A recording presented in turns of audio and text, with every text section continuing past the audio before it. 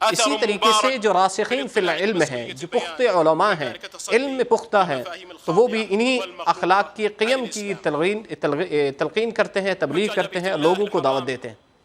اے حاجیو، بے شک ہم آج مبارک جگہ کے اندر ہیں، ایسی جگہ کے اندر ہے جہاں دعائیں بہت زیادہ قبول ہوتی ہیں۔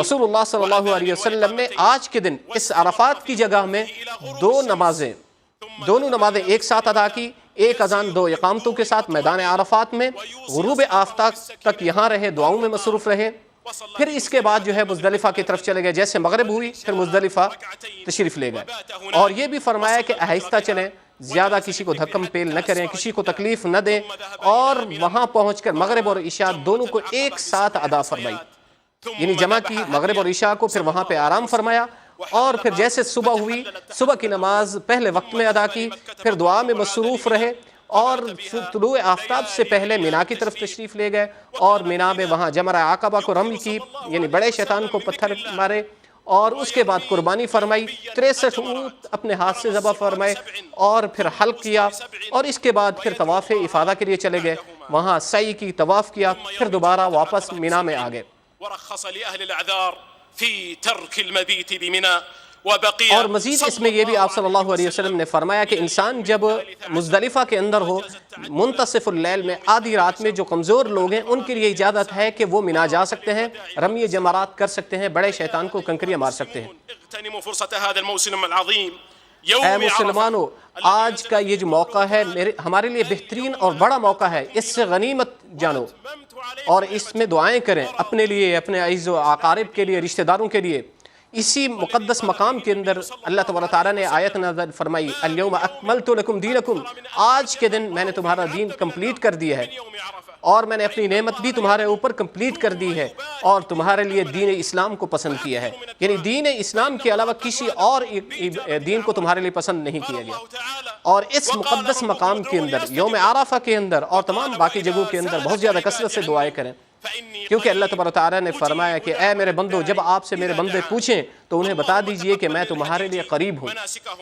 اے اللہ، ہمارے تمام حاجیوں کی عبادات کو، ارکان کو، اعمال کو، عبادات کو قبول فرما، اور ان کے دلوں کو جوڑ دیجئے، اور ان کو اپنے تمام حاجیوں کو اپنے ملکوں میں صحیح سالم واپس لوٹا دیجئے۔ اے اللہ، ہمیں دنیا اور آخرت میں خیر اور بہتری نصیب فرما، حسنہ عطا فرما۔ اے اللہ، ان ہمارے تمام مسلمان بھائیوں کے دلوں کو جوڑ دے۔ اے اللہ، ان کے رزق میں اور ان کے اموال میں برکت عطا فرمائیے۔ اے اللہ، خادم الحرمین شریفین کو توفیق دے، اور ان کے تمام اعمال اور اقوال میں تصحیح فرمائے اور توفیق دے، اور ان کے ولی و عہد کو بھی برکت دیں، اور اس کے تمام اعمال میں برکت دیں، اور انہیں خیر کا سبب بنائیں کہ وہ خیر کے کام کریں تمام مسلمانوں کے لیے اور انسانیت کے لیے۔ اے اللہ، ہمارے نبی صلی اللہ علیہ وسلم پر درود و سلام بھیجیں۔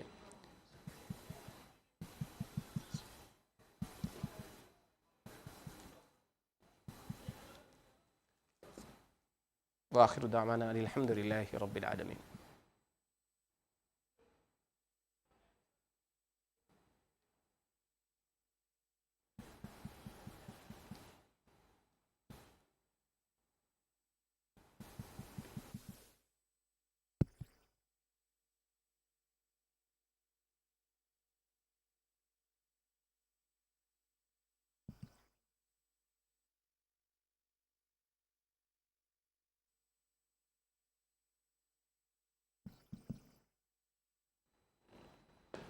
آج امام حج نے جو ہمیں جن اعمال کی طرف ہمیں ترغیب دی ہے، یا جن چیزوں کی طرف رہنمائی کی ہے، یعنی آج کے امام نے اور اس سے پہلے،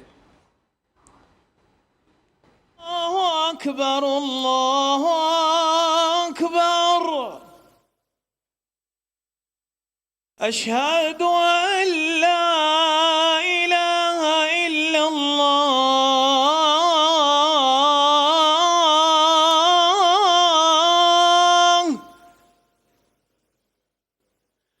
اشہد ان لا الہ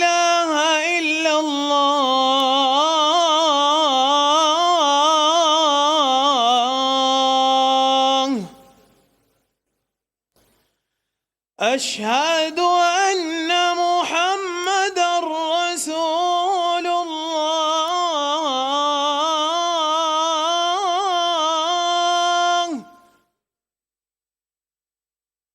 أشهد أن محمدًا رسول الله.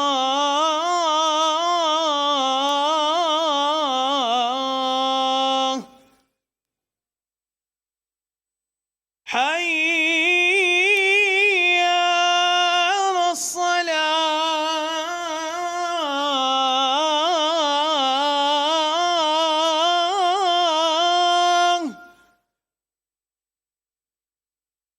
حي على الصلاة.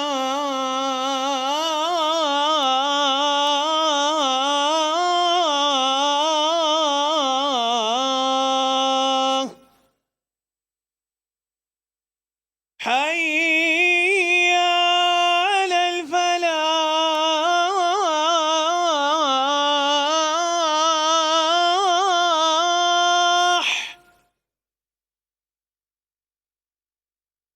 حي على الفلاح.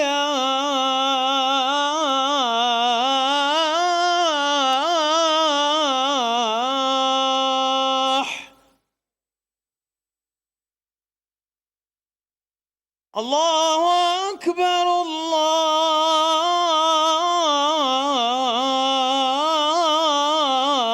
الله أكبر. لا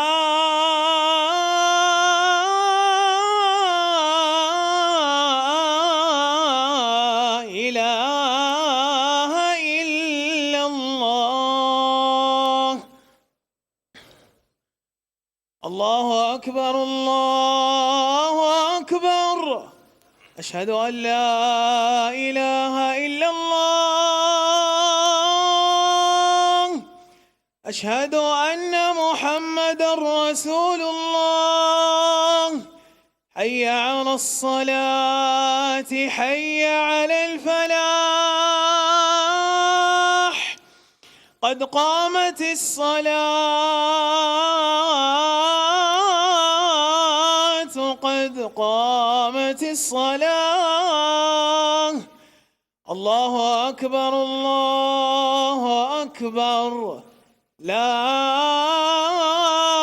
إله إلا الله. استووا أقيموا الصف اعتدلوا. الله أكبر الله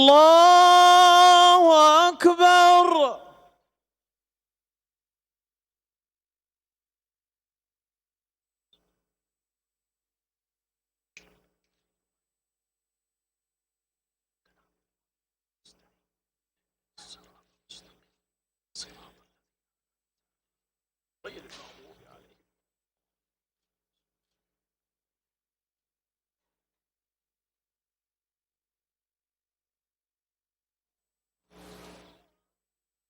الله أكبر الله أكبر. अभी खुतबा हज के बाद अज़ान हुई। अब अरफात के मैदान में एक अज़ान और दो इकामतों के साथ ज़ुहर और असर अदा की जाती है। अभी जो हमने अज़ान सुनी है, इसके बाद ज़ुहर की अदा होगी, नमाज़ पढ़ी जाएगी कसर के साथ और जमा के साथ, यानी दो नमाज़ें एक साथ। अभी इसके बाद दोबारा इकामत होगी, इकामत के बाद फिर असर की नमाज़, वो भी कसर यानी दो रकातें नमाज़ पढ़ी जाएंगी एक साथ। फिर इसके बाद जो है तमाम हाजी जो है अपनी दुआओं में मसरूफ़ हो जाएंगे अलग अलग। यही रसूलुल्लाह सल्लल्लाहु अलैहि वसल्लम की सुन्नत भी है। ग़ुरूब आफ्ताब तक हर हाजी को मैदान अराफ़ात में रुकना वाजिब है। यहाँ बहुत से हुज्जाज कराम जो है हमारे भाई जिनको मालूम नहीं होता, वो मैदान अराफ़ात ग़ुरूब आफ्ताब से पहले चले जाते हैं। अगर ग़ुरूब आफ्ताब से पहले चले जाएंगे तो उनका एक गोया कि वाजिब छूट गया है, वो दम के बग़ैर जो है पूरा नहीं होगा। अगर कोई साथी ऐसी गलती करेगा तो उसके लिए दम लाजमी है। लिहाजा तमाम साथियों को, तमाम हाजियों को जो हज़रात जाते हैं, इन चीज़ों का ख्याल रखना चाहिए कि अपने हज को ख़राब न करें। ग़ुरूब आफ्ताब के बाद फिर मुज़दलिफ़ा की तरफ तशरीफ़ ले जाएँ। تو لہذا آج ہم اسی پر اکتفا کرتے ہیں. وآخر دعوانا الحمدللہ رب العالمین. اللهم لبيك لا شريك لك لبيك اللهم